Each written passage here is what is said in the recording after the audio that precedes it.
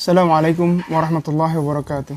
Innal hamdalillahi nahmaduhu wa nasta'inuhu wa nastaghfiruh wa na'udzu billahi min syururi anfusina wa min sayyiati a'malina may yahdihillahu fala mudilla lahu wa may yudlil fala hadiyalah. Wa asyhadu an la ilaha illallah wa anna muhammadar rasulullah.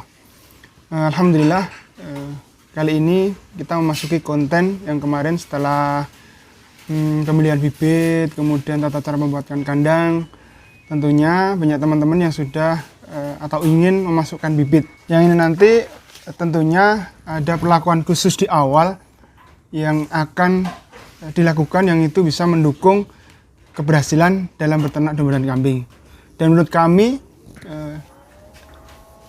langkah-langkah di awal ini nanti juga tentunya sangat menentukan. Bahkan teman-teman ada mengatakan 20%, 25%, bisa sampai 30%, yaitu adalah SOP, yang mana sering sekali saya membicarakan SOP di peternakan domba dan kambing ini sangat penting. SOP, Standard Operational Procedure, istilahnya gitu sih. Kami mengetahui istilah SOP itu sebenarnya sejak 10 tahun yang lalu. Sebelum ternak domba dan kambing pun kita sudah terbiasa, yaitu sebuah metode atau bisa dibukukan langkah-langkah apa yang dilakukan biasanya di perusahaan-perusahaan, dan itu sebenarnya di setiap bisnis apapun. Contohnya misalkan kita di bisnis kuliner, SOP-nya apa sih? Bagaimana sih SOP dalam memasak agar continue, cita rasanya bagus, standar, stabil. Kemudian bagaimana SOP sih memasarkan produk gitu kan, untuk menggait konsumen dengan menyapa, kemudian menjaga, melayani, kemudian mengucapkan terima kasih. Kembali lagi ke di peternak domba dan kambing, SOP awal masuk ke dalam kandang ini sangat menentukan. Sehingga nanti ada juga kalau SOP di peternakannya nanti kemarin sudah kita bahas. Misalnya SOP peternak domba dan kambing, tentunya kita ada pembuatan kandang, persiapan bibit, persiapan lahan pakan, pemilihan bibit, kemudian masuk ke perawatan, kemudian anak kandang. Itu SOP di peternakan. Kali ini kita akan fokus di perawatannya, mulai handling masuk ke dalam kandang atau mungkin nanti kita kirim ke peternak. Yang ini sangat-sangat krusial, sangat-sangat penting kami dulukan SOP dalam peternak domba dan kambing. Kenapa penting? Jadi fungsi utama tentunya adalah untuk keberhasilan. Kenapa harus SOP? Yang paling utama adalah untuk menghilangkan parasit luar dan dalam. Kemudian bagaimana ternak domba dan kambing ini bisa nyaman. Dan yang paling utama adalah untuk menekan angka kematian di awal. Tentunya SOP inilah nanti yang akan menentukan sedikit banyaknya keberhasilan. Di sini kami menerapkan beberapa SOP. Di antaranya adalah yang kita bahas kali ini, kita akan fokus di penanganan domba dan atau kambing yang datang. Yang pertama adalah bagaimana loadingnya ketika masukkan ke dalam kandang. Tentunya kita harus hati-hati, penuh perasaan, atau istilahnya itu tidak menyakiti lah. Kemudian setelah itu kita masukkan ke dalam kandang dan dibiasakan untuk ke dalam kandang karantina, atau kalau yang tradisional mungkin sendirikan lah sebelum masuk ke kandang yang itu memang khusus untuk kedepannya. Jadi dibiarkan dulu di kandang karantina atau mungkin kandang yang kosong, kemudian jangan diberi makan dulu. Kalau kebiasaan kami, didiamkan untuk mengamati, kemudian biar istirahat dulu.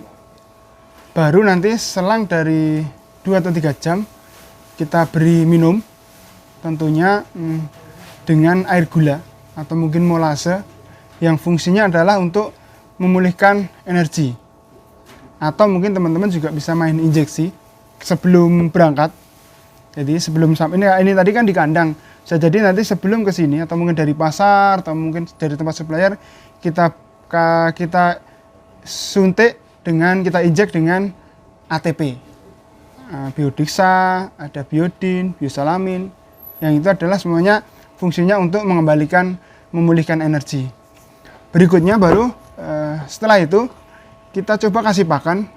Biasakan pakan ini yang sesuai dengan apa yang diberikan sebelum dia datang ke kandang kita. Misalnya gini nih, Nanti pola pakan yang sering saya bicarakan tadi ada fermentasi, ada mungkin hijauan segar, ada kompor, ada kering. Yang mana dari kandang yang sebelumnya, misalnya dari supplier, berarti kita harus mengetahui sejarahnya. Ini kemarin kasih apa sih Pak gitu kan? Atau mungkin dari pasar. Nanti kalau dari pasar berbeda, mungkin kita pukul karena kita nggak tahu kan rekodnya sejarahnya semuanya, misal dari pasar, sehingga kita pukul rata dengan yang umumnya lah, dengan hijauan. Jadi ketika masuk di kandang, kemudian selisih 2 jam setelah kita kasih minum, dan kita beri pakan yang sesuai dari awalnya. Ya paling enak memang hijauan sih. Hijauan, kemudian baru pelan-pelan, nanti setelah sehari 2 hari, kita masukkan pakan yang akan pola pakan yang akan kita berikan. Jadi misalnya fermentasi atau mungkin complete feed, pelan-pelan kita beri, sampai nanti lama-lama dia akan beralih ke pola pakan yang kita terapkan. Kemudian masuk ke yang berikutnya, yaitu yang lebih sangat penting, yaitu tadi ketika saya berbicara parasit luar dan dalam. SOP yang dijalankan adalah bagaimana menghilangkan parasit luar dan dalam ini.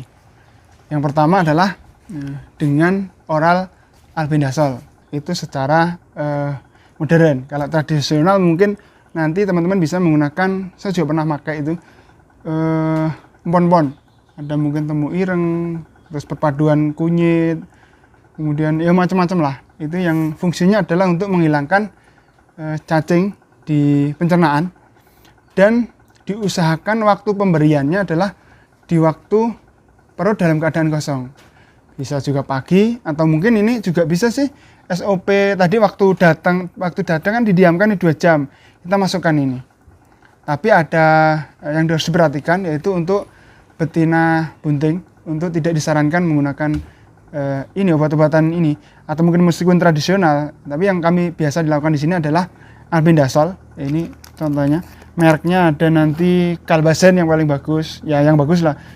Ini ada betabendazole, kemudian ada wormzole, bolus, monil, mohon maaf nih sebut-sebut merek, cuma yang kandungannya adalah albendazole.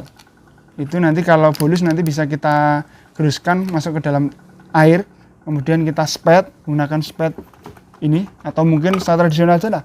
Boleh, kalau kambingnya belum banyak, mending menggunakan spet. Nanti ukurannya berapa, nanti bisa setiap kemasan pasti ada obat pada aturan pakai. Itu nanti bisa dilihat situ.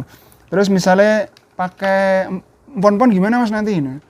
Insya Allah nanti banyak sih pengalaman teman-teman, misalnya berapa mili atau mungkin berapa cc itu kan. Kita aduk ke dalam air, kemudian dilenggak. Kalau di kampung-kampung biasanya pakai bambu, sehingga dia kan dilenggak gitu lebih mudah. Itu bisa, tapi mungkin lebih nyaman dengan spet. Ini adalah untuk menghilangkan parasit dalam. Kemudian juga bisa nanti dengan suntik. Dan ini kalau kami biasanya kita terapkan albendazole atau oral tadi kan, kemudian diinjeksi juga. Ini namanya adalah kandungannya ivermectin. Kami juga mengatakan ini di dunia domba dan kambing ini kok wajib menurut kami, penting karena sangat luar biasa. Kalau ivermectin ini nanti mereknya yang paling bagus menurut kami adalah Ivomax Super, kemudian Ivomax, kemudian nanti kalau yang beredar dari pasaran ada Ivermectin, Warmectin, Intermectin, kemudian Panmectin, Mectin, insya Allah yang nama-namanya Novamectin, ada Mectinnya gitu. Itu nanti sangat bagus untuk menghilangkan parasit, bahkan itu bisa parasit luar, termasuk kutu nanti bisa disiasati dengan Ivermectin. Cuma bedanya untuk Ivermectin ini dimasukkan atau diinjek dalam keadaan kambing yang sudah sehat, sudah segar. Jadi tentunya diberlakukan selang dari 1 minggu atau mungkin 10 hari. Kemudian yang tidak kalah penting adalah vitamin, yang nanti juga akan kita bahas di konten, ikuti terus konten kami, nanti akan kita bahas di pembuatan pakan, kemudian di perjalanannya gitu.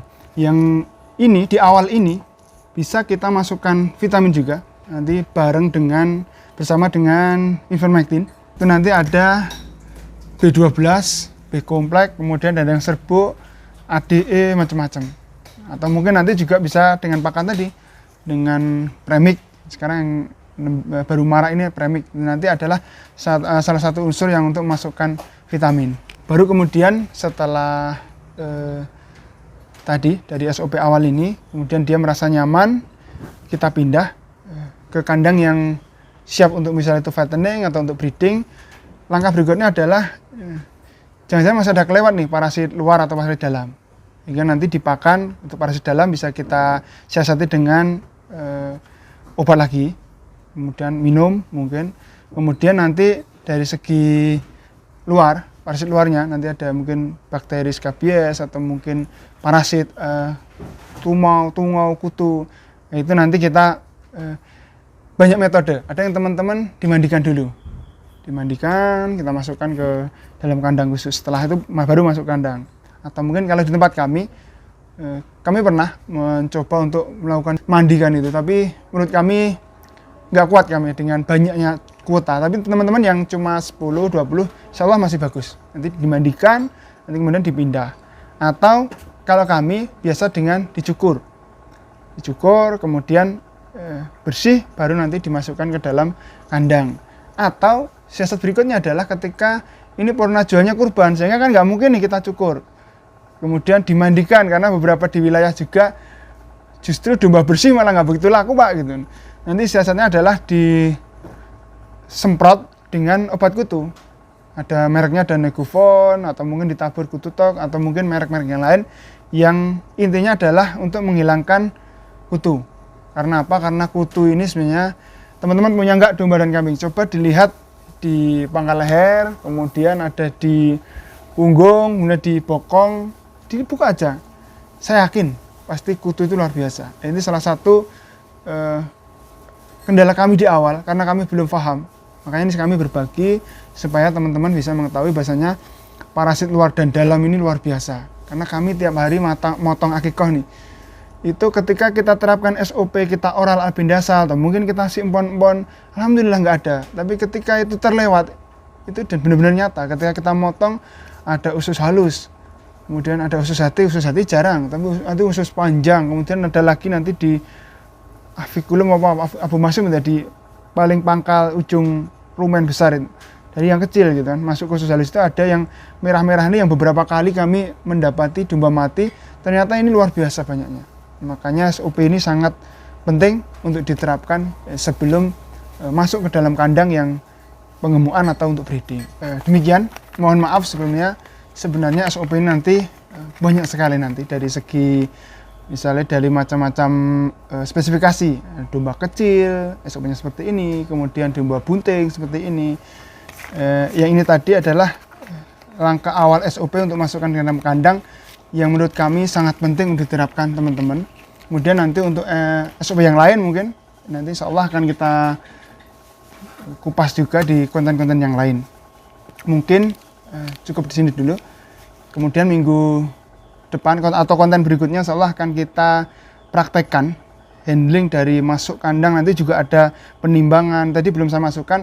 Ini adalah fungsinya SOP hari ini adalah untuk menghilangkan parasit luar dan dalam yang menurut kami ini sangat-sangat penting untuk dilakukan sebelum memulai berternak. Nanti akan kita praktekkan di konten berikutnya. Insya Allah dari datang, air gula, kemudian masukan oral, kemudian suntik, atau mungkin nanti ada yang SOP yang kelewat. Makanya insya Allah ikuti konten-konten kami berikutnya. Cukup sekian dulu konten kali ini. Kalau ada manfaatnya, datang dari Allah. Kalau ada kesalahan mungkin dari saya pribadi. Assalamualaikum warahmatullahi wabarakatuh.